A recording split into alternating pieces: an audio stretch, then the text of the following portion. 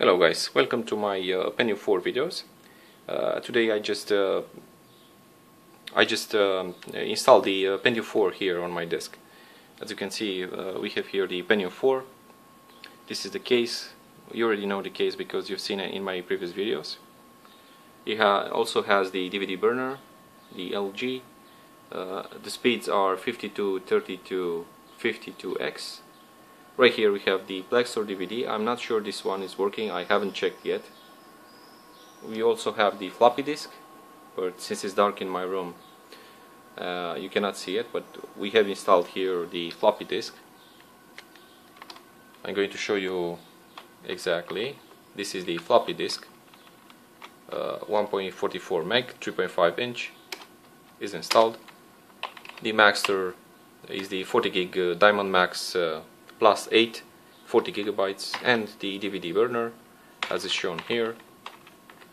And if you go to the advanced, we see here that you can make the AI overclock tuner. Here you can set the values for 5% to 30%. The performance is set on auto. I'm not going to modify anything because I'm not intending to overclock the CPU. CPU configuration, as you can see, this front side bus is 533 and the level 2 cache is 1024 kilobytes. Yeah.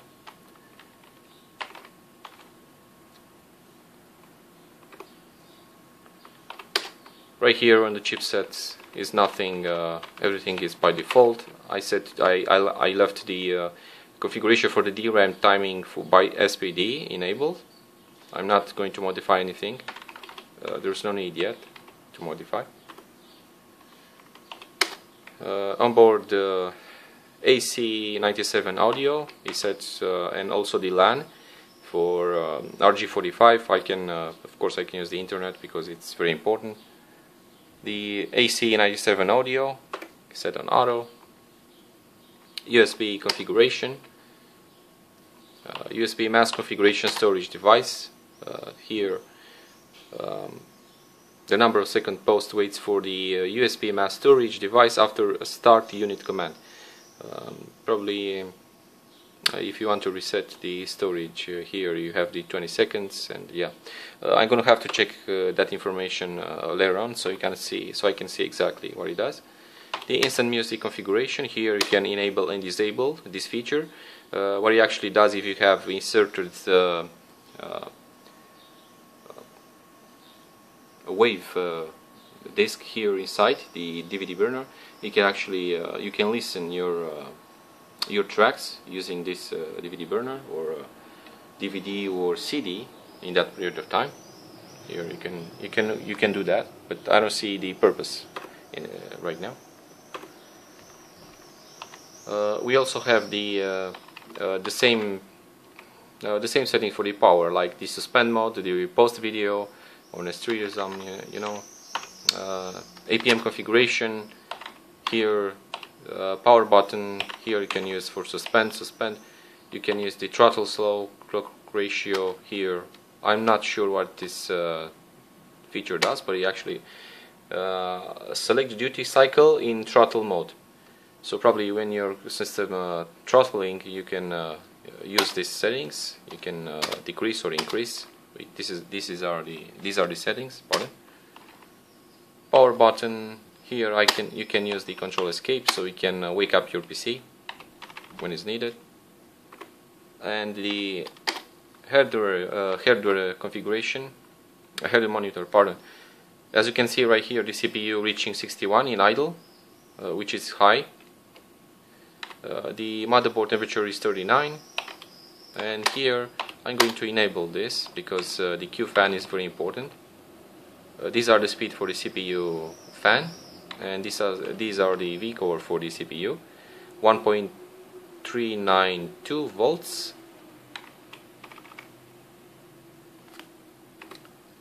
Now, since the temperature of the room is high and the left panel is on, the CPU will increase the temperature inside the case because it's not very well ventilated, and the case is the one you see here.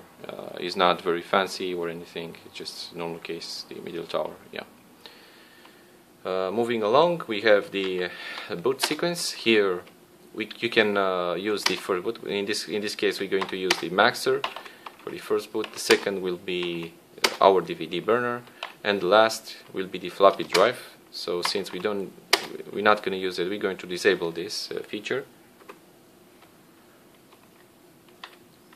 The boot settings here, actually it looks nice, but I don't know, this it actually is eating some of the computer resources. So I'm going to disable this because I'm not using it. Okay. Add-on ROM display mode, no. Quick boot, of course I want to the computer to be what it actually does, it just allows BIOS to skip certain tests while booting. This feature will decrease the time needed to boot the system. Yeah, we already know that. PS2 support on Arrow. Okay. The security here, you can set your password. If you use it for work, your personal PC, you can set the password so nobody else can actually access your computer.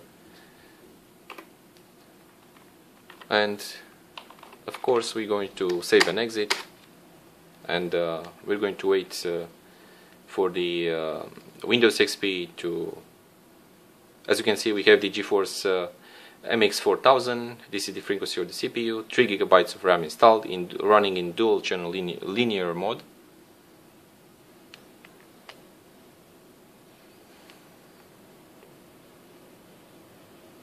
The hard drive is detected, definitely.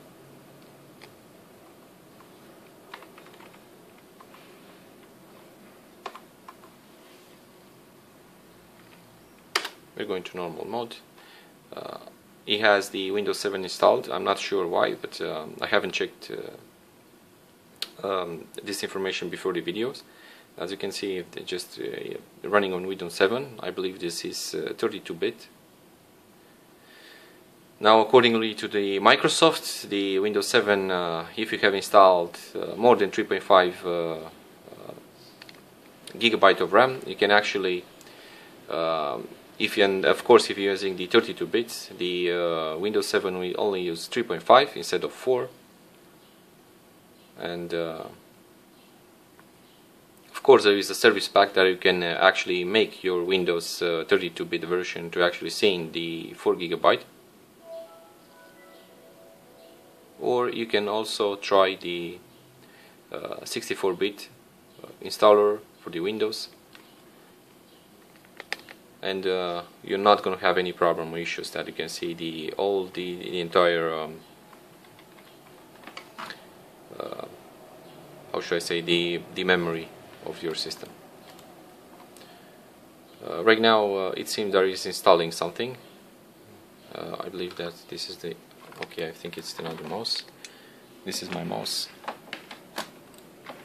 I'm going to leave this behind. Okay, now we have the I'm going to use this no, cancel for home. I'm going to set up the home network.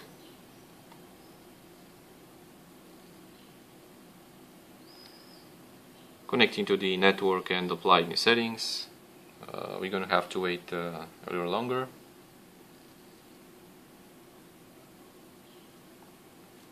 And I'm going to skip this. I'm not using any printer inside or the other devices on the house.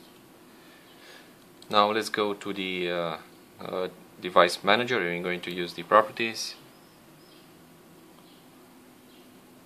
and we have here the CPU as shown, and 3 gigabytes of RAM, 32 bits the operating system for the Windows 7. Let's go to device manager. There are the serial something CDC and the Samsung Android. I have installed the. I hooked up the my Samsung, the S4, the active E9295, I believe, or I may be mistaken. Is this my Samsung S4 anyway? Okay, we have everything is set here except for the drivers that are needed for installed for the Samsung, and the CDC serial. Of course, is the USB, probably the driver. Anyway, let's go to the CPU Z.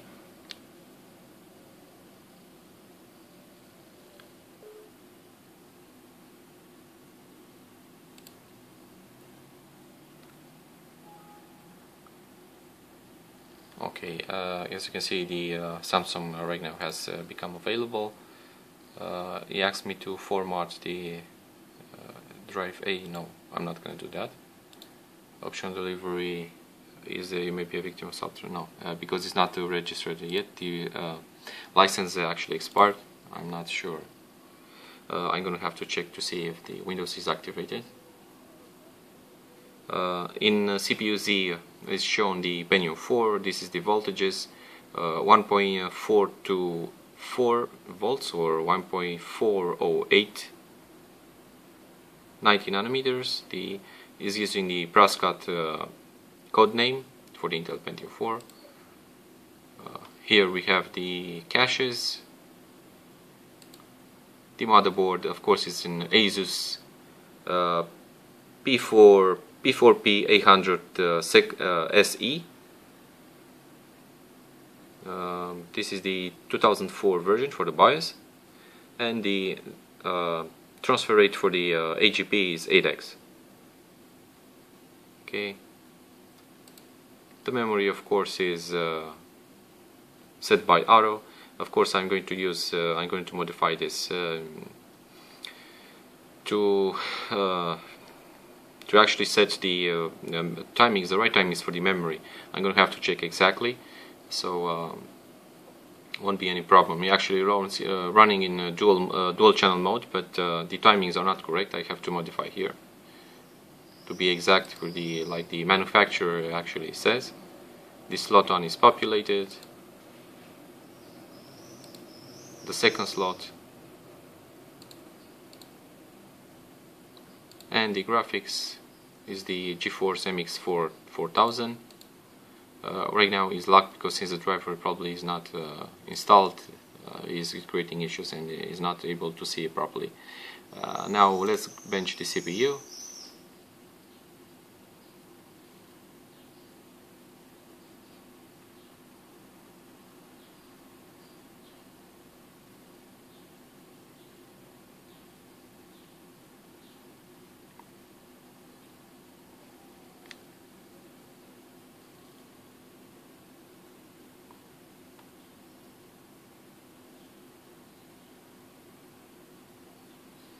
It's going to take a little longer because the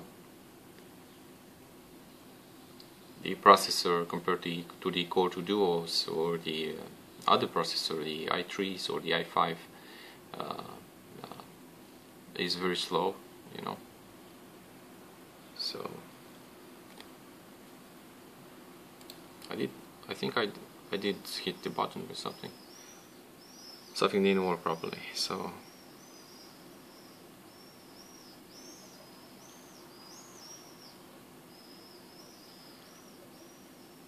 Of course, we're going to leave this until we actually finish, and it's done. And we have for the CPU single threaded, we have the 33.7, and for the multi-thread application we have the 34.9, which is very slow. And if we want to compare this to, okay, I think it's locked. It probably is the faulty of the program that is not installed correctly. I'm not sure.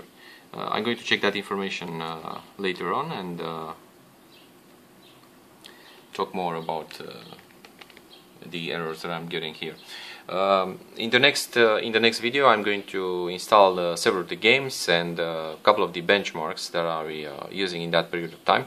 I'm going to try see what games are available and see how we are actually performing on this platform of the Pentium 4. See you in the part 2 of the video. Thank you for watching, and please subscribe. Bye.